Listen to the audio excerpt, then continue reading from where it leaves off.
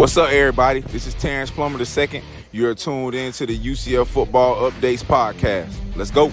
This is Mac Loudermilk, and you're listening to the UCF Football Updates Podcast. What's up, Knight Nation? This is Alan from UCF Football Updates on Instagram, and you're tuned into the UCF Football Updates Podcast, episode number 9.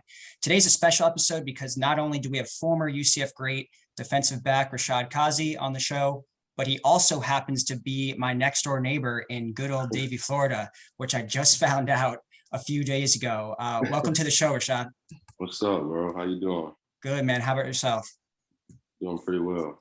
So I know I was talking to you a little bit about this before we started recording here, but I know you're from Broward County. You know, you went to U school and then transferred over to St. Thomas, obviously did really well there. So I got to know, what brought you to Davie and how weird is it when you see people like walking their horses literally on busy roads around here? I mean, U school is not too far from here. So I used to sit all the time. Like, it's like the area in South Florida where you can ride a horse like it's a car. Yeah. So I mean, I'm from here, so like it's not nothing special. Like I grew up knowing that, so that's pretty cool. Yeah, I guess I don't know. It's pretty cool. Yeah, I guess I grew up in Palm Beach County, so like I really never got to Davie, growing up. So when I moved over here from Fort Lauderdale, and I lived in Fort Lauderdale after UCF, and then when I moved over here, I was just like shocked by like farm, and there's like horses just walking everywhere and stuff. It's funny. Yeah, man. So, let's get into it. Obviously you played at UCF from 2015 to 2018. Coming out of St. Thomas, obviously a great football program, and you had a lot of offers. I was looking through those. I mean, Clemson, Michigan, what really made you choose, UCF, especially, when you had some of these big time offers? I mean, I know, go ahead. I mean, like I was fascinated by being recruited as one of the top guys in my class. And I mean, I always wanted to go to a school that was for me, not because of the name and the people that's been there or the coaches that's there. I just wanted, that was my whole thing. And I obviously wanted to stay somewhere close to home. So I had those offers, but like I was entertaining them, but I knew I wasn't really going to Michigan. I entertained Clemson a lot because they were pretty good. And this was before they went on that national run too. And during the process, I had narrowed down to like 4 or 5 schools that I was like really interested in. And the year before, I did a college tour with my DB coach and his son, Quincy Wilson, and another kid, Chris Lamons. We traveled. We did all SEC schools. We went from here to Tennessee, then we shot over to South Carolina, then we shot back down to Gainesville. And throughout those, I'm a junior, a rising junior, and like it's their time to select a school. Right. And the coaches, they knew about me, but they were more focused on the class ahead of me. And when they actually arrived on campus and they saw me, and they were like, "Wow, this kid's a pretty big kid. Like he's like I'm not a small dude. I'm pretty big and I'm fast." And when I went to Tennessee, I was there for maybe 6 or 7 hours, and by the time we left, I left with a scholarship offer. It was pretty dope. Yeah, it was pretty dope. Then same with South Carolina. South Carolina was beautiful. I've never been there, but Columbia was nice. I had a teammate that was there, and when I came down we went to Gainesville. Gainesville was hyped because they had this like a camp called Friday Night Lights. It was like a big time thing back then. And everyone imagined playing inside the swamp. Like it's the swamp, you feel me? I did my thing at the camp. I ended up getting offered before I left. I think it was Muschamp, I was the coach there. Yeah, I think so. Yeah. And so like after the trip, I was like, all right, like I'm not just a regular football player. Like I'm like, these dudes really like big time schools are really like offering me. And I was feeding into the hype, but like still, like I'm a humble person, so like I don't really feed into it too much. Then now my senior year, I'm getting offers, people pulling me left and right. Coaches are like, you need to come here, do this. I'm like, whatever. So I had a friend named Jordan Scarlett. He used to go up to UCF visits all the time. Like Seth Thompson was his host. Right. And he used to always come back telling me stories about this school, UCF. Like, oh my God, like the football team is good. Like the school is so big, like it's the biggest school in the nation. Just a whole bunch of stories, just like bragging about it. So I finally had a chance to actually go to UCF on a visit. Like it was part of one of my visits. And I went and I was in shock, bro. I was like, oh Just my the campus God. and everything. Just can't, like soon as I flew up there, as soon as I got off the plane, driving from MCO to campus. Mm-hmm. And when you pull on campus and you just see like everything just looks modernized, like it was brand new, all the glass, everything's just like well kept. And I was like, damn, this school is nice as hell. Like it's so much better than like all the other SEC schools I went to. Like it's just history at those schools. Like everything's like brick, just looks old. And I wanted something new and modernized because that's me. That's what I like. Right. So yeah, go ahead. My bad. My visit was amazing. I had a great visit. Like those 2 days I was there, 3 days I was there, it was absolutely great. And I like gel with the team and like the people at the facility. I like gel with them so like quick. Like I knew them before. You know, GOL, you know, he ain't the nicest dude, but like he was pretty cool. He was pretty cool and nice to me. And I mean, I was really considering it. I was like, man, like then I'm getting coached by Travis Fisher, 10-year NFL vet. Like he was actually I had family members that actually knew him personally. So it was just everything was just lining up perfect for me to go to UCF. And I pulled the trigger. I did it. I was like, yeah, man, I'm going there. I had so many coaches texting me and calling me like, what the hell are you doing? Like, you don't want to play big time football. Like, what is UCF? Like, what conference is that? But they were just bashing. And I like, I prayed about it. And I was torn. I was like, man, like, this is a once in a lifetime opportunity to go to these big time prestigious schools. But like, shit, like, man, I'm gonna make this school a big time prestigious school. And that was my whole mindset. And I did it. That's one thing I said I can proudly say. Like, even though my first year that we went 0-12, trust me, transferring was like the number one thing on my mind. And I was like, man, like I'm not a pick up and go type of guy. Like I like actually go through like the trial. And when we got Frost, I was like, I'm not leaving. I'm not leaving.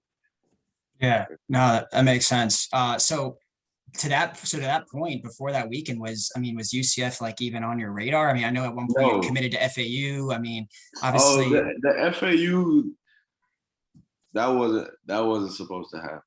Mm-hmm. I'm gonna just put it that way. That was not supposed to happen. All right, so UCF wasn't really on your radar. Like you didn't know going into that visit you were going to commit. My top was obviously UM, Florida, South Carolina, and I really was considering Tennessee. I like Tennessee. Tennessee was dope. Tennessee was super nice. Right. Those were the schools I was really, really, really considering. And I wanted to go to Florida State so bad, but they never offered me until like a day or two before signing day. And by that time, I'm not going there. UCF, I'm not your backup recruit. Like, if you want me, you want me. Don't, because somebody else didn't go there, you want to grab me now. Nah. I mean, even though, you had coaches calling you saying, what are you doing going to UCF? I mean, did you know about the history of UCF's DBs? I mean, to that point, they had had a lot of pros. I kind of did. Obviously, after the visit, I actually have a really good relationship with all the older DBs, like from Asante to Kamal Ishmael. Right. I know about, what's his name? The guy that played for the Packers. Atari Big B? Yeah, Big B. Yeah. I heard so many fish used to tell us so many stories about him. He was like smash your face in, like. So you found out about the DBs. Yeah, in the history of the guys that came through. So, but then, so you get to UCF, you're hyped, you didn't expect it. And then your first year you get there, you're 0-12. I mean, what was, obviously you probably didn't expect that. I mean, what was that season like? It was like everything you can picture go wrong actually went wrong.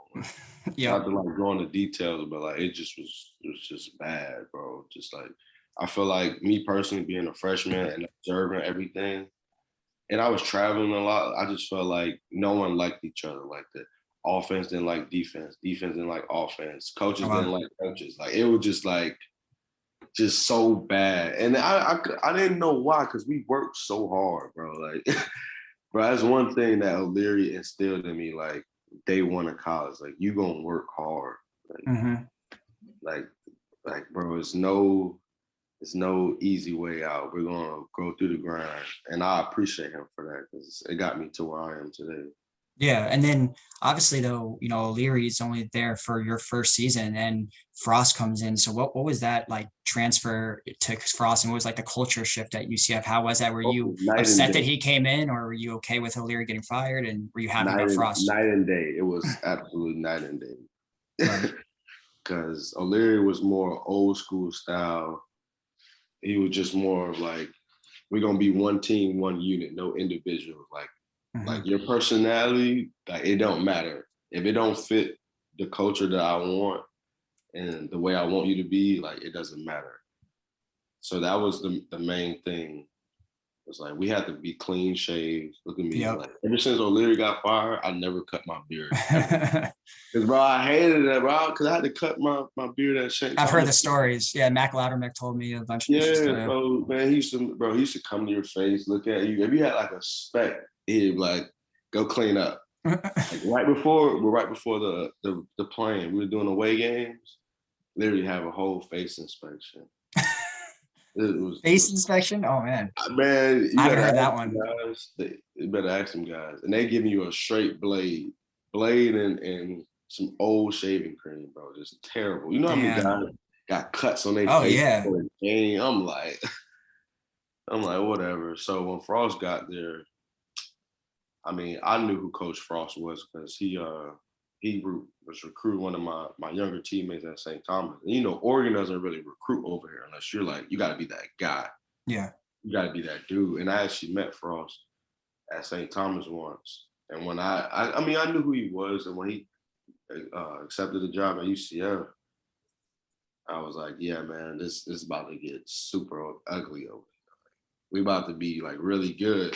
You thought that from the start? Yeah, because like I knew the type of talent we got on our team. Like people don't realize, like those same players that we went undefeated with were those same guys that were on that 4-15 team. I mean, the 0-12 team. Like, no doubt. Those same dudes, except like we added like AK, McKenzie, yeah. Gabe was Gabe. Yeah, Gabe was there. Gabe was a freshman. Like Brandon Moore. Like we added like guys here and there, but other than that, them dudes was on that 0-12 team. So Frost comes in, he completely changed the culture, brings in like, UC Fast and UC Fierce and all that. I mean, was it awesome? I mean, I've heard that he's a player's coach. Did you like love playing for him? I mean, and how fun were those kind of 2 years, especially obviously the 2017 year under him? Man, best years of my life. It wasn't like, I don't consider him as a coach. To me, in my perspective, I never considered him as a coach. He was more of the leader of the team, because he never wanted us to treat him like, oh, this is my like I'm the coach. Like he wanted he wanted us to treat him like big bro, because he used to come work out with us. Like everything we did, he would do. Yeah, like he would come do sprints. Like he would do, like as a player, and you see your coach do that out of his time and his busy schedule to come out and work out with you, like you like, all right, I'll run through a brick wall for this dude, bro. Mm-hmm. And just outside of football, like he was cool as hell, man. Like he was super cool, bro. Like Yeah. He was so cool, bro. Like, he wasn't the type of coach that will walk around with polo and pants and like dress shoes. Like, he got on same thing we got on: workout shirt, workout shorts, and gym shoes. Yeah. Like, you feel me? Like, it was just like, he was just a big bro. And like, when he speak, you listen and you do what he say. He didn't have many rules. He didn't have rules at all, to be honest. That was the best part about it. It was like, be an adult. Like, obviously, he had 3 things. I can't help you with women. Like, if you hit or do anything disrespectful to a woman, like, I can't help you. Mm-hmm. I think that was pretty much it. That was like the main one that he like really pushed. I heard the be adult one before, or like get your job, you just do your job kind of thing. Yeah, do your job, man, and never leave your brother behind. That was his only rule. Everything else, all bets is off. Like, if you do something crazy, like, he may take it up with you and he gonna talk to you like a man. He not gonna belittle you or like, you shouldn't be doing that. Mm-hmm. Nah, he gonna be like, what did you do? All right, check this out. You can't be doing that. Like, you jeopardizing the team. You put me in the bad spot. Like, I don't want to deal with this. Like, come on, like get your shit together. And that was it. Instead of me hounding you like you a little kid or something, like he's your dad. Nah, like, he'll talk to you like a man, and you hash it out then and there, and then you dap him up, and that's it. That's what's up. So he was the best coach hands down that I ever had. Bro. That's awesome. I've heard that from quite a few players. So, that season, 2017, obviously most fans remember it for the offense. I mean, we're scoring 40, 50 points a game. And the defense at times, you guys give a lot of points, but you had some key moments, just like you had a lot of turnovers. I mean, you had a lot of dogs on that starting defensive, the secondary, the line, everything. I mean, you guys had some really clutch turnovers throughout that year, but what was it like being, the offense got all the limelight. What was it like being on the defensive side? I mean, did you guys kind of jealous of the offense? I mean, was it awesome? No, never jealous. You don't ever be jealous of your brother. Especially y'all on the same team, bro. Right. But what was it like kind of them putting up them many points made our job easy. Shit. Right. That's the only way you're gonna beat us, if you outscore us. Obviously, we did give up a lot of points, but hey, this is new days of college football, bro. Like, spread, you can't cover every route, every play. Like, feel me, it's football, but like, I'm gonna tell you, we gonna come out victorious at the end of the day. Right. That was our mindset. Like, you're not going to beat us. Like, we're going to beat ourselves. Like, you're not going to beat us. Were you guys that confident every week of that season, even in the beginning? Hey, check this out. You know why we were so confident? Because we put the work and the time in. Mm-hmm. Like we pride ourselves in, like I said, like working hard and like being together. Like, bro, like for us, what he kind of instilled into us to this day is the brotherhood. Like, instead of us, like, okay, at the end of the week, you know how everyone goes their own separate ways. Yeah. Instead, like, we would all get together and do something.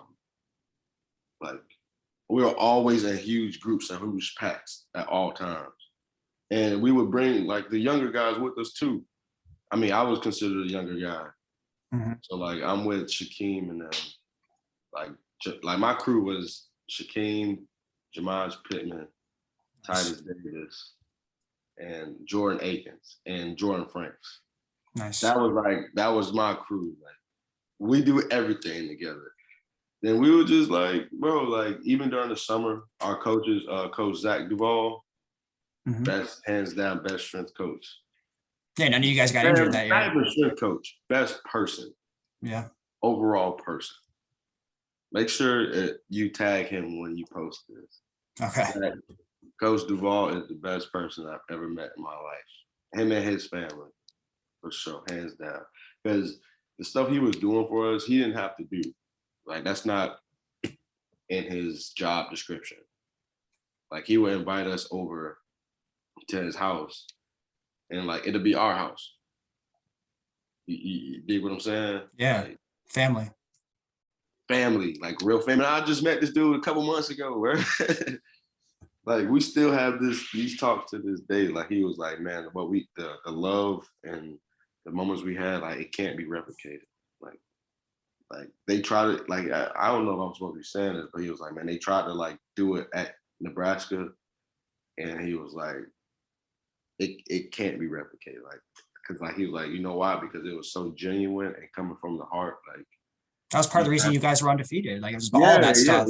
Yeah. So like it was a total of just a lot of love and just passion for just the man next to me. That's all. Yeah. That's all it was. So and when you got 100-some guys like that, yeah, you beating anybody, bro. I hear you. Well, you know, that kind of is a perfect transition because, you know, that love probably made it so hard when the coaching staff said they were leaving. I mean, there was frost rumors all year. Did you know that he was leaving? It was hard. But like when you got love for somebody, it's okay. Like obviously we're grown men. Like you want to go be here forever. Right. Like we know that. Like, but were you shocked that he left? He was so upset because he was like, man, like this wasn't supposed to happen so fast. Like, like I wasn't shocked. I mean, I was shocked that how ESPN did it. They did us dirty right after we just won a crazy ass game against Memphis. Yeah. Throw the Nebraska out. I'm like, damn, we couldn't even celebrate our fucking win. That shit was like immediately. Shit was like immediately after, bro. And I'm like, fuck it, bro. We about to go turn up. Like whatever Frost got to say to us, like I know it's coming from the heart. And we just deal whatever comes with it after. But like right now, we gonna live in this moment because we just won this crazy, crazy game. Super crazy. But me personally, I didn't think he wanted to leave. He kind of had to. He didn't have, obviously he got a choice, but like it was just like the home strings were pulling. Yeah, they gave him an offer that he couldn't put up. And he didn't even say it was about the money or anything. He was like, man, like he was about to have a son. And this is the thing, like one of his last couple words to us after the game, he was like, man, I'm about to have a son. And you know, his parents they're old. And he was like, I want my son to spend as much time with his grandparents in their hometown as much as possible because like time is ticking. That makes sense. Yeah. Yeah, and you feel me? Like now that I'm a parent, like man, I get that. Like back then, I was like, all right, I get you, coach. Like whatever, you feel me? But like as a parent now, like if that was me in that situation, I'd do the same thing 100 times. Yeah, so that's why I got the utmost respect for Coach Frost. Just then, when he doubled back and was like, all right, we gonna win this Peach Bowl. Like he was like, I don't have to be here. He didn't, I don't have to be coaching y'all. Like I'm doing this like because the love and everything we've been through. So that was another reason why we love this dude so much. Because he kept it 100. He told it like, man, I don't have to be here. Like I'm going off of 2 hours sleep. I'm recruiting from Nebraska, but hopping on a PJ coming back here for practice. Like I'm on 2 hours of sleep. That's how dedicated he was to us.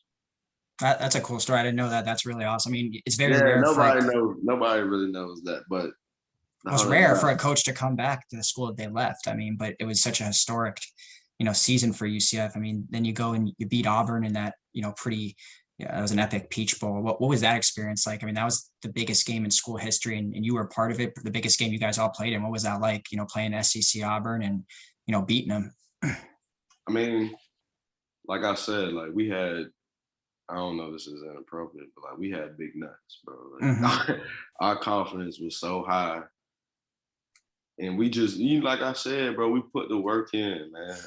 And you know, when you so close to your teammate and you know he put as much work as you, like, bro, people don't realize, like, this is football. Like, all this talk, SEC, these guys are bigger, stronger, faster. Man, get out of here. Because when I put these pads and helmet on, you got to show me. You got to line up just like I do every single play. So when teams and people say, oh, they weren't motivated to play. That's BS. Man, check this out, bro. When somebody smack you in your face that first play, all that BS is out the door because you like, okay, it's time to play. Like, I'm an alpha male just like him. So it's going to click. I don't care what you say. Those people, that's all smoke. they're not motivated to play. I agree. BS, bro. They had NFL players on there. They were playing. Yeah, I mean, that's what I'm saying. Like Stidham, Johnson, he was the best running back in the college football. Yeah, Jared Stidham. Yeah, they just beat who they beat? Georgia and Alabama. And Alabama the same year. They had that tackle. Oh, they had that tackle. Oh, yeah, I know what you're talking about. Yeah. Oh, he was a beast. This dude was a beast, bro. Then they had I forgot the receiver name. Is it Britt or no? No, Britt is I think he's a tight end. The receiver, Slayton. They had Darius. Oh, Slayton. yeah, Darius Slayton. Yeah, and the Giants. Yeah. Yeah, it had Jamil Dean, starting cornerback for Bucks. Carlton Davis didn't play. That's one of my childhood friends. They had a great team either way. Yeah, they had a great solid team. They had a couple draft picks on that team, so I don't want to hear they wasn't motivated to play. Right. So you guys beat them. Then Danny White declares the national championship. I've never asked this before, and I can't believe I never have. What is it like as a player when the national championship was declared? I mean, do you buy into that? I mean, is that something you really actually believe? I know it's in the record books, but really, do you actually think of yourself as a national champion? I mean, as a UCF player, I'm a stamp on that. Like I'm riding. It's like, man, you're riding with it. Yeah, I'm riding with it. Cause like I'll be wrong to say, nah, we wasn't that. No, like F that. I don't care what nobody say. You ain't go through what I went through, and you ain't beat who we beat. Mm-hmm. I get it. Like that was the first year of college playoffs, I think. No, I don't think it was the first year, but it wasn't the first. Well, it was something where Alabama actually won the national. They beat Georgia in that Tua hit that game-winning in overtime. The game-winning, whatever. I was like, okay, cool, y'all got that. But like, bro, like we just beat the team y'all beat, and you feel me? Like people be mocking us or whatever, but hey, we did it. God damn it. But would you have beat Alabama or Georgia that year, you think? I mean, to be honest, I would never know. But if you ask me again, yeah, we beat the dog shit out of them boys. That's how confident we were, bro. Like, and who was gonna stop 18, man? That's what people don't realize. Like, McKenzie's a GOAT too, but that number 18 was a monster. It was a special team. I think that's what you could have beaten anyone. It was just that year. It was just the perfect year. That's what I'm saying. We had NFL caliber players too. Oh, so many. We had so many NFL caliber players. Like that's what. And they're still going pro even now.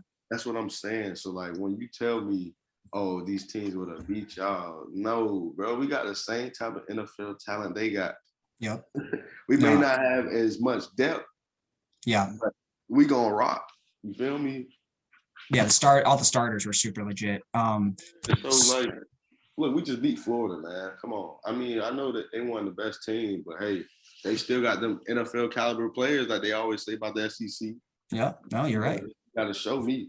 So then, all right, you're one of the few players that played for all three coaching staffs. I mean, you're one of the kind of rare players that did that. So then you go from all those great stories you talked about Frost over to Heupel. I mean, what was that like? I know he wasn't necessarily loved by at least the fan base, and I guess I can't speak for the players. What was that like? I know he's different than Frost. The reason why they don't love him as much because he's not a Frost. Mm-hmm. He's his own person. Like you can't bash him for that. Like, did you like playing for him?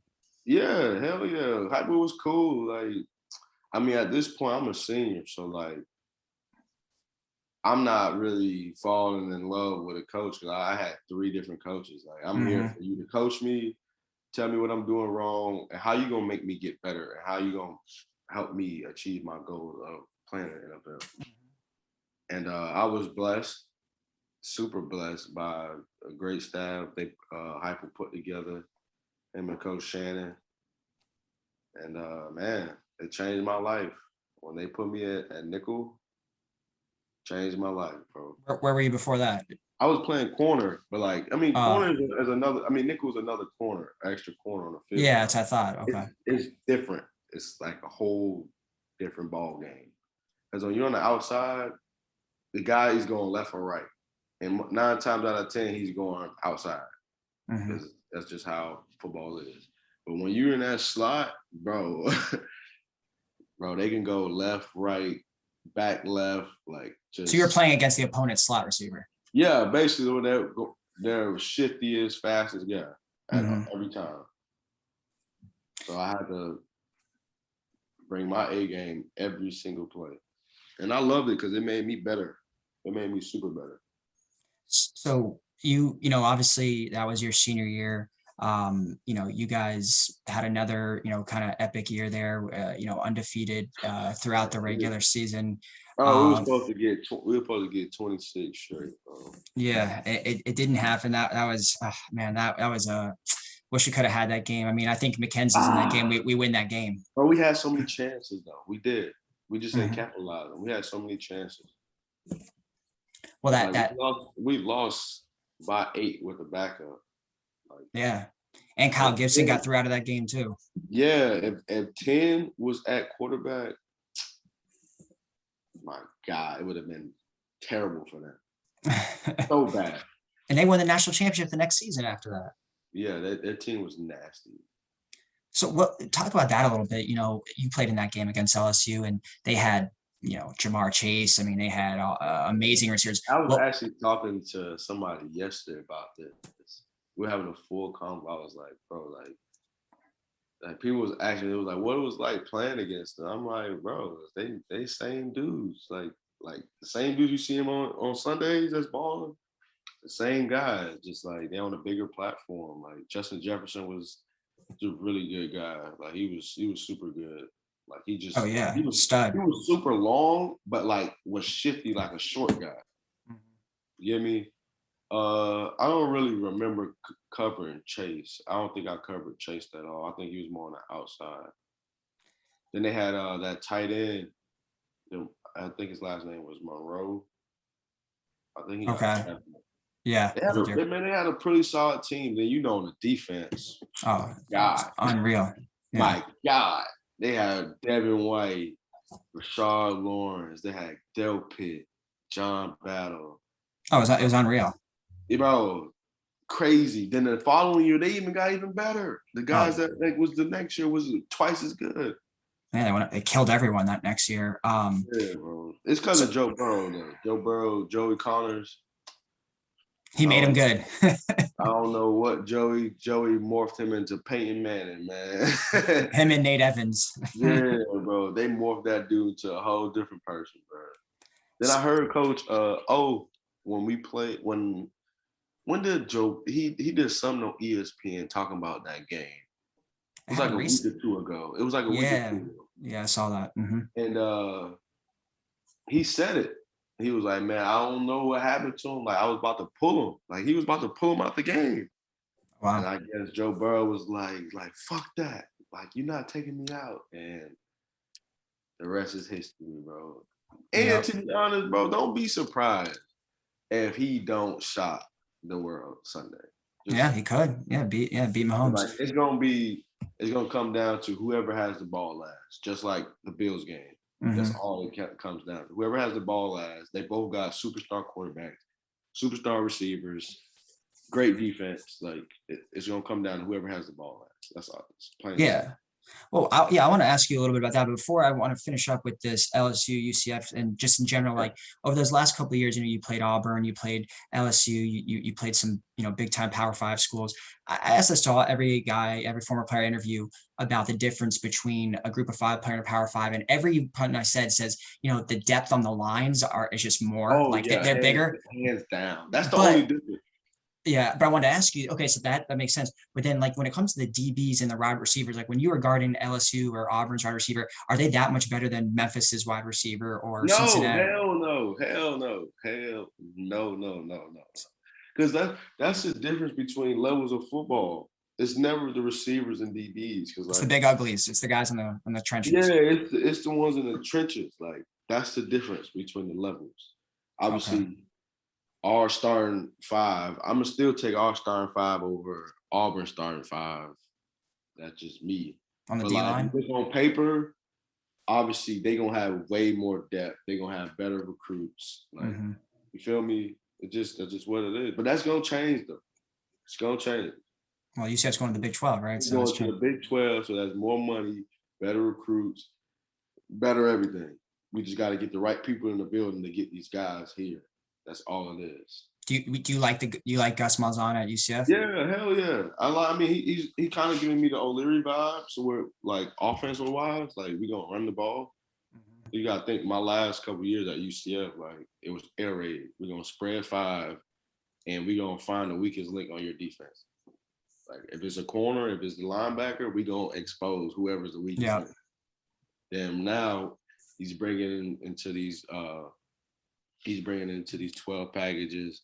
They come out in 11 personnel, 12 personnel. Do we have a tight end? No, we don't. Not a tight end, but he kind of put the tight end as a fullback. We run power, like you feel me? Yeah, Jake Hescock last year. Yeah, him and Alec Holler. Yeah, but he's, as much as he prefers running, you saw what he did with Bowser, obviously. I mean, but Gus Malzahn is known for having kind of a spread, kind of maybe not air raid, but a spread offense over his career. I mean, he's still probably going to air it out a little bit though, right? Yeah, it's not going to be like O'Leary is pounding ground. He has been, but like for me watching the games, I feel like our run game. I mean, we had a freshman quarterback. He's probably still like he's young mentally, like. He just probably going through his read progressions instead of just like McKenzie. Like he'd go through it and like, I'm gonna make something happen. You feel me? I'm gonna make something happen. Like I mean, it takes time. It takes time because McKenzie wasn't like that his first year. No, sure not. But like he built the confidence. He was like, you know what? Fuck it. Like that's what I used to say about McKenzie. McKenzie used to roll out, and he's like, fuck it. I know my boy's gonna get it. Hey, he's got so many good targets. That's what I'm saying. We had some dogs that receive. All NFL players. I mean, even Aiken's a tight end. I mean, there's so many. Yeah, we had some dogs that would go up and get it. McKenzie was give me a shot. That's all it was. Well, it's good to hear that you still watch the games. Are you still involved with the school at all? I mean, do you go back? I haven't gone back in a year because of my injury. I had tore my Achilles, so I was basically sidelined it. I couldn't freaking walk. Mm-hmm. So I usually try to make it to a game every year, but I couldn't this year. Then the year before was COVID. Yeah. So I haven't been back in probably like 2 years. Well, so you talk about that injury. Obviously, you were on the Finns, the Falcons, and the Broncos practice squad. You know, I know right now, I don't know if you're currently on a team, but kind of bring us up to speed. What squad are you still going for the NFL? Yeah, what are you kind of doing right now? For sure. Yeah, catch us up here. Yeah. I tore my Achilles in May, and by the grace of God, I got cleared in 5 months, 14 days. Wow, that's quick for an Achilles. Like record breaking. Like me and my surgeon, we were interviewed by the hospital, Memorial Hospital, and they kind of had me in their magazine or their like newsletter, just like a speedy recovery, basically. And yeah, man. So right now I'm about 6 months out. I've been training nonstop. 6 months out from what, playing in like a game speed? No, from surgery. Oh, got you. Yeah. So like right now I'm back. Like I'm obviously me and my agent gonna be working. He has been working for me like crazy because last year, this is so crazy. No one really knows this, but I tore my Achilles, and a week later, I had Houston Texans call me and San Fran 49ers. Damn. Bro, it was terrible, bro. It was so bad. Like, I used to just break down and just crack. I'm like, bro, what are the odds? Like, look at the timing. A week later, like, how is that possible? Like, I had surgery Tuesday. They was calling me Thursday and Friday. Damn. Well, what when you tore the Achilles, were you on a roster at that point or on a practice squad or anything? No, I wasn't on a roster. It was just practicing or whatever. Yeah, I was just training, just being ready for that phone call that I did receive. What's the last squad were you on? Was it like the Dolphins in 19 or was that 20? Okay. So you're only really like a year out, right? Okay. So what's the plan? Is just get back in shape? Yeah, I'm gonna be back. Obviously, I told my agent, shit, I'm just hitting the reset button on my body. That's all it is, and hopefully he's gonna be putting in the work in. Just set that same phone call I received last year. I hope I receive it again this year. And even if I have to go through the other route, as in like go out for workouts and stuff, I'm cool with that. Like I just need to get back in the building, and that was never an issue for me. Like it's like I train hard, so like when it's time to perform, you perform. So it's nothing. When you were on the Finns, the Falcons, Broncos, were you close to making that full-time roster? The Dolphins and Broncos. I feel like Oh, you're a little bit muffled right now. I can barely hear you. I don't know what just happened. you can hear me now. Now I can, yeah. So go ahead. Sorry. I feel like with the Falcons, they kind of were choosing between me and two other drafted guys, and they obviously chose them. That's why they released me a lot quicker. Mm-hmm. I talked to Coach Quinn. Me and Coach Quinn are actually still cool to this day. Like when he got hired by the Cowboys, I shot him a text. He hit me right back. So like we still cool. But I mean, Broncos gave me a chance. I got released and they picked me up like a couple days later. Yeah. That's another crazy story, bro. Bro, I did maybe 4,000 miles in the air travel. Wow. In like 2 days. It's all for the dream though, right? Yeah, like I went to Seattle. I did a workout with them. I thought they were gonna sign me because I ended up staying there. Because usually when you do a workout, they usually fly you back. Like if they don't sign you, they fly you back. But they made me stay. And like the next morning, they told me they weren't sign me. So on my way back here, the Broncos was calling me. So I couldn't get in. I obviously can't answer the phone. So as soon as I land in Atlanta, like my agent's like, yo, like they've been trying to get in contact with you. Like they want to sign you right away. So I'm like, I get on the phone with them. And I'm like, yo, I got a check bag. Like it's already heading to Fort Lauderdale. Like, what do you want me to do? So the travel agent, she's like pulling crazy strings I've never seen done before. So she was like, you either want to fly to Fort Lauderdale and get your check bag. As soon as you hop on another flight to Denver, or do you want to just fly straight to Denver with no bag? And I'm like, let me be real. I need my damn bag. So I told her, like, man, I'm going to just take the extra day and go get my bag. So it wasn't even an extra day. I flew to Fort Lauderdale. I was here for 2 hours, literally for 2 hours, back on the flight to Denver. Got to Denver at like 3 a.m. Had to be up at 5:30 for my physical and all my paperwork and stuff. I was on the practice field by 8:30. Wow. Like 2 hours of sleep. That was probably the longest day of my life. Then it's camp. So camp is from like 6:30 to like 6:30 p.m. It was like a 12-hour, 13-hour days. So that's my life. Yeah, so you went through it. All right, well, that's good, man. You're so yeah, it's crazy. We're obviously all rooting for you. I mean, UCF has kind of turned into DBU. I mean, you played with NFL guys, Mike Hughes, Shaquille Griffin, all DBs. What was that like being in a DB room with like 3, 4, 5 future NFL guys and guys that are just really talented like that? I mean, we all obviously you come to college, big time college ball, you always your dreams are to be playing and on an NFL team. And it's just crazy because I never really thought about that. Like the love in the room and the jokes. Like we were like the DB room, like we're like the bad players on the team. Like we like to joke and like have fun and like we just like to be not bad, but like we're like the childish group of the team. But like when we play, we're the most competitive / we got the best communication because like if that back end don't have communication, you're nothing. Right. But like we're like little kids, like little brothers to each other, and we all thank Travis Fisher for that because like he's a 10-year vet. And he made our room what he wanted his room to always be like. Feel me? I feel you. So starting with Shaquille, I wasn't there for like the BAs and like Jacoby Glenn's. I wasn't there for that. So I used to hear stories about them, but Fish wasn't the DB coach, so like he couldn't really put his hand into all the players. But it was pretty dope, man. Like we literally treated each other like brothers. Like obviously, the older guys in the room got to say so on like how we gonna rock and how we gonna play, because that's how we ran the room. It was an open room, so like you had to talk. Feel me? Like Fish he would help us like grow mentally in the DB room, because he would put us on the board. And you had like, you don't just draw the coverage, you got to draw the offense and like actually label everything like make you into a real football player. Mm-hmm.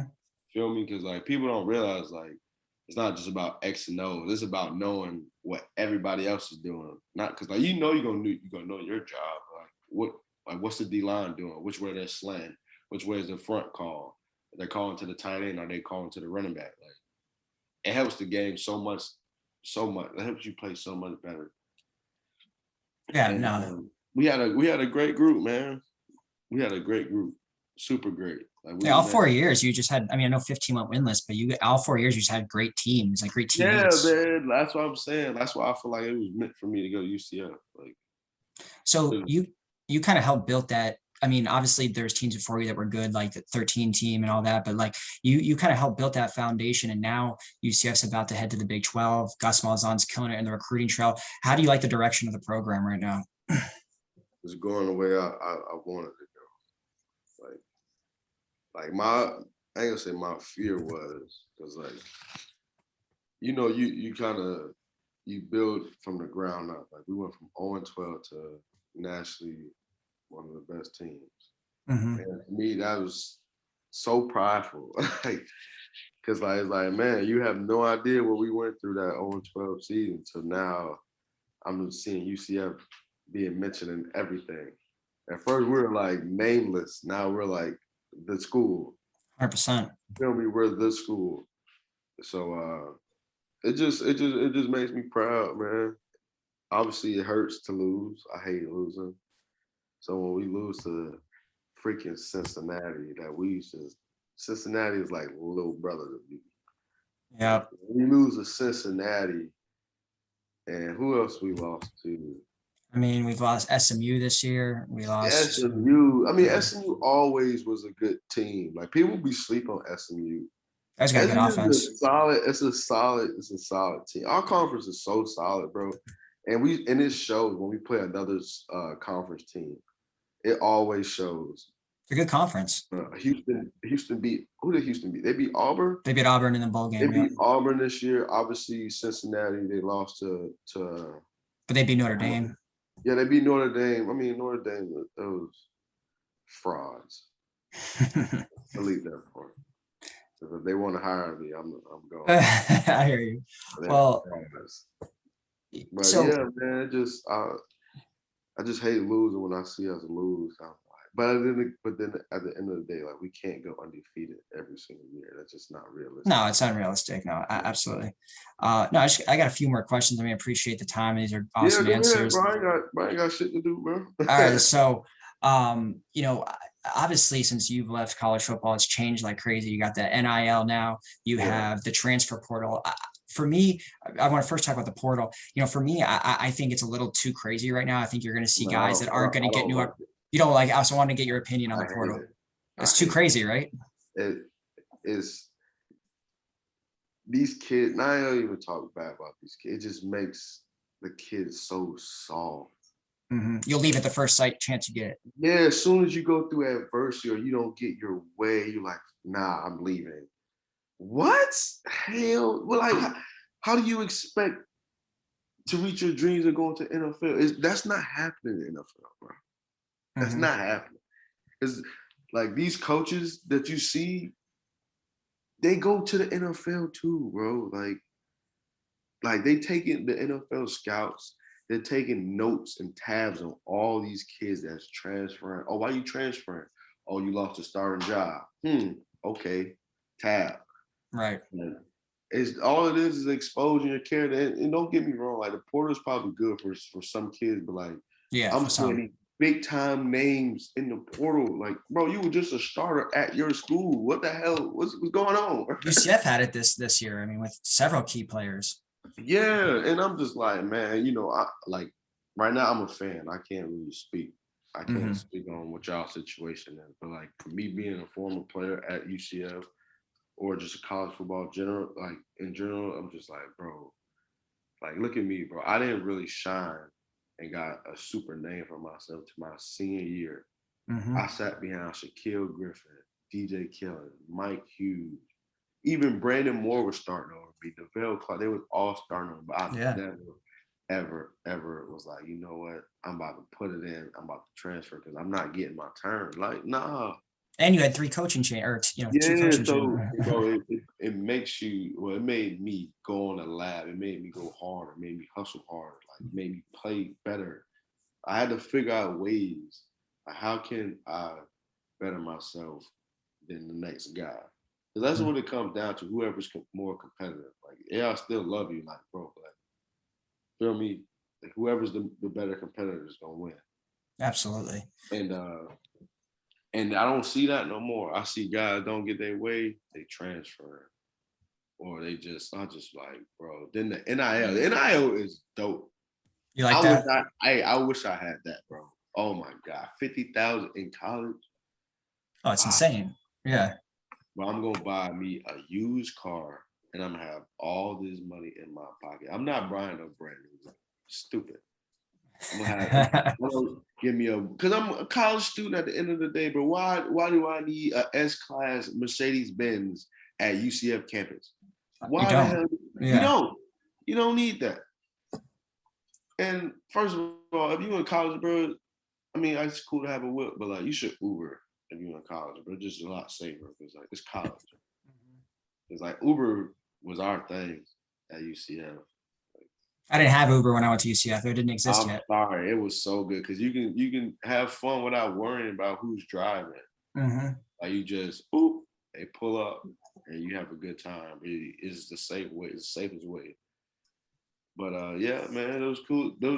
These dudes that's now in college, bro, y'all better thank the 50 plus years of dudes fighting for y'all, man. Mm-hmm. Y'all finally getting paid. And you gotta think, bro, $50,000 in college, bro, that is a lot. Oh yeah. Bro, you like super rich on the college campus. You only need $1 to go to the library and have a good night. We didn't really go to the library. I probably went to the library like 4 times. Where'd you guys go? Bro, we were more Stagger Inn and Pub. Those Stagger. Stagger Inn is not there no more. They got rid of it. And Pub wasn't there when I was there either. It was. I'm trying. So you were there 2015. So you had like Mad Hatters and all. Nope. That? No. So I was there. Bro, I was there from 2007 to 2012. So I had library. I had Devaney's, Scoop, Pounders. I heard about Scoops. Scoop was legit. Pounders, Dungeon. The Dungeon was good. I mean, library and Devaney's and Scoop were like the top 3. And there's this one called TD's. I actually worked at it. It was just a grimy bar, but it was fun. All of them end up being super grimy. Yeah, it's definitely grimy. What other place did you guys? What was your Huey and Magoo's guy? What's your food spots in UCF? Oh, I lost your volume. Yeah, I'm covering over my. Yeah, now I got you. I love Huey Magoo's for sure, but like I love Gringos too though. Oh yeah, Gringos is fire. Absolutely. Bro, Gringos, the double D's. Oh my God. I would do anything right now to have some double D's right now. Hey, I haven't had that in like years. At least we got Huey Magoo's down here now in Sunrise. Yeah, we do in Sunrise, exactly. And in Coral Springs too. Huey Magoo's is fire. Did you have Zaxby's? Yeah, we had Zaxby's. Yeah, on University there. Yeah, Zaxby's was my thing too. And like we had a ritual that we never broke. On a Wednesday night, we used to go to Bar Louie. Okay. It was me, Jemias, Titus, Mike Hughes, and Jordan Akins. Mm-hmm. That was our like ritual every single Wednesday. We would go to Bar Louie and just whatever you were stressed about or whatever you was going through, we just let it all out at Bar Louie. Hell yeah. We used to drink wine too. Classy for college kids. I mean, you feel me? I told you we was a little different, bro. Cause we had admirations going to the NFL, bro. We was like, but what kind of wine were you drinking? It wasn't like Moscato or something, was it? No, we would do Pinot Grigio. All right. Or a nice cab. I didn't like wine in college, so if I did drink, I had to drink the sweetest stuff because I was like, I want my, $2 vodka sodas and stuff like that. Nah, we're more of a rum and coke type of guy. All right. You still speak to any of those guys? Akins? Of course. Yeah. I talk to them every single day. That's awesome. Yeah, and it don't even just be about ball, bro. We just get on the phone and just be talking about just whatever. Bro. Yeah, you're still boys. Yeah. And even we don't talk for a long time. So when we do call or when we do see each other, we pick up like it's like we haven't missed a beat. Yeah, 100%. It's pretty dope. Awesome, man. Well, I want to ask you just like a few more like rapid fire questions that, so you went up against obviously UCF's receivers every day in practice, and damn, we had some good ones, but who is the hardest one for you to guard? Me personally? Yeah, you personally.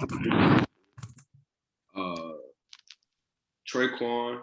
Oh, that makes sense. Yeah. Because Trey Quinn, like you can be right on him. You can have a perfect coverage. Like it's just like the way McKenzie would like place the ball for Trey Quinn. Because he was a basketball guy. So he could go up and go get it. Mm-hmm. So like as a DB, like obviously you don't really see the ball until like the last minute. And sometimes the ball be over your head. It'd be like sideways. Like his catch radius was stupid. Yeah, man, he was amazing. He was pretty long and fast too. So him, obviously Snelson was quick. Like if you don't put your hands on Snelson, like it's over with. Cause like he does short, immediate routes. So like it's like quick. So like if you don't touch him like immediately, it's over with. Feel me? Gabe was pretty good too. Actually. Gabe was he was really strong. So like when you try to be physical with him, he gonna be just as physical back. He's a big dude. Yeah, he's a big dude. So he finished pretty well. Like that was his whole thing. Like he's not the fastest, he's not the strongest, but like he finishes like super well. And I know like people were hyping him up about freaking Sunday. Yeah. I'm like, And Gabe's not that type of dude to talk smack either though. Like I was talking to him today, like we was like going at each other. Yeah. Yeah, I know, but mark my word, Mike Hughes, probably the greatest football player to come to UCF. No cap. Really? No cap. In college, or are you saying he's gonna be that in pros? No, I'm saying in college. Like, Like people on that team know. He was a beast. When I say that, like it's not like it's a Super Bowl statement. Like people know. Like I think he's a first round pick. Bro, he was that dude, bro. Like he was that dude. That makes sense. All right, what about this week? He gonna redeem himself from last week. Mark my word. Yeah, I can see that. I'm probably 1,000% sure on that. It's like he's not the type of dude that let that happen. It's just like, all right, whatever. Like, no, this week he gonna probably have like a game-winning pick or game-winning play. Like he gonna do something to redeem himself. Like I'm telling you, like it like lit a fuel in him. Well, he reinvented himself in Kansas City. He's done a lot better, I feel like, in Kansas City than he did in Minnesota. Yeah, for sure. I mean, he's surrounded by a bunch of dogs. You got a leader, Tyrann Mathieu, back there. I mean, shit, I would love to play with Tyrann. I'm not gonna lie to you. Mm-hmm. He's an animal. Like, and I heard he's super smart, bro. Like, he's like super smart and plays off of instincts. For sure. That's a dangerous player, bro. It's either you play off, you do either or. Like you're really smart and you know where the play's going, or you just play off of instincts. He's both. Nice. Yeah, that makes sense. Yeah, the honey badger, he's a beast. So what about in conference? Who is kind of that, you play the same teams almost, every year. Who is that team that you went up against that just the skill players were just every year like, damn, these guys are good? Memphis. Yeah. Memphis had some dogs. Anthony Miller. Woo. Oh, yeah, he was good. Oh, him, Tony Pollard, Daryl Henderson. Like, that whole team was... Their running backs were all, like, NFL players now. Yeah, exactly. All their running backs are NFL players. Even little Kenny Gainwell. Mm-hmm. I didn't get to play against Kenny, but, like, I know him because we got the same trainer. But that SMU team, 2017 year. Yeah, they had some good guys. Sutton, and Trey Quinn, they were, bro. Trey Quinn, what people don't know, that he caught every single pass except the one that mattered. If Trey Quinn doesn't drop that last ball during that last drive, we probably either went to overtime or we'd probably lost that game. Oh, damn. No one knows that but us. And that was a close game. Yeah, it was a simple route. He ran a whip route, and he just dropped it. He caught every single pass the whole game except one. Damn. Yeah, Trey Quinn was nice. And he got drafted, too. Trey Quinn and Corlin Sutton. Yeah, our conference always has good skill players. I mean, yeah, then Cincinnati, 2018 year. They were pretty solid receiver core. Yeah. They got Desmond Ridder. He was a pretty nice quarterback. And he just had super athletes around him. Like, their whole receiving core was nice. Right. And then what about who's the funniest guy on the team? Probably Neville Clark for sure. Okay. That dude's a clown, bro. Yeah. He's a clown. Neville. People don't know this. People always think Jemiah Pittman's mean. I heard Pittman a bunch of times. Yeah. Yeah, people think he's mean because he's like a big bully, but he's funny as hell, bro. Like, people don't know his humor because they'll think as oh, he's he's about to beat my ass. Like, no, like sometimes he mean it, but I'm close to him, so I don't ever take it serious, bro. It's so funny, bro. He used to go around to the freshmen, and they wasn't being right. He was like, bro, I'm about to get this dude a knuckle sandwich, bro. And it used to be so funny. I was like, bro, you a grown dude. You talking about you about to get this dude a knuckle sandwich. Him, Titus Davis. Yeah. Bro, that's what made our team so cool because we had a bunch of clowns, bro. They were some fools, bro. I love it. So before we go here, any story? I mean, I know you've already told me a couple stories that people know. Is there any? I mean, just because you played for 3 different coaching staffs, had 3 completely, just different eras of UCF football, and just the defeated year, the undefeated year, all this stuff.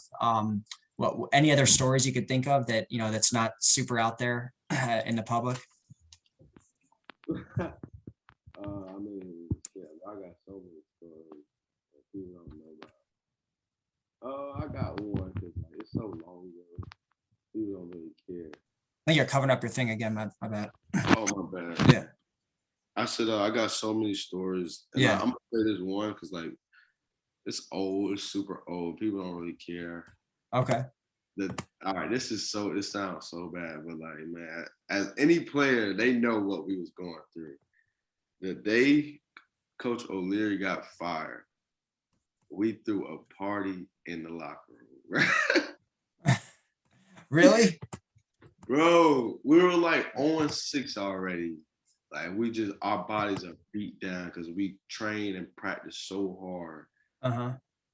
And it just felt like the weight was lifted off of us, bro. We just finished team run on Sunday, right after the game. And we had study hall at 6:30. And we just finished team run. And all I remember, bro, it was everyone found out all at the same time. Because, as soon as you finish working out, you grab your phone, check your phone out. And I'll never forget that ESPN ticker. All you seen was UCF fired George O'Leary. And everybody was looking at it. And all you just see is water bottles and just all type of stuff just thrown in the air. It sounds so bad because who celebrates that their coach getting fired? But it was bro.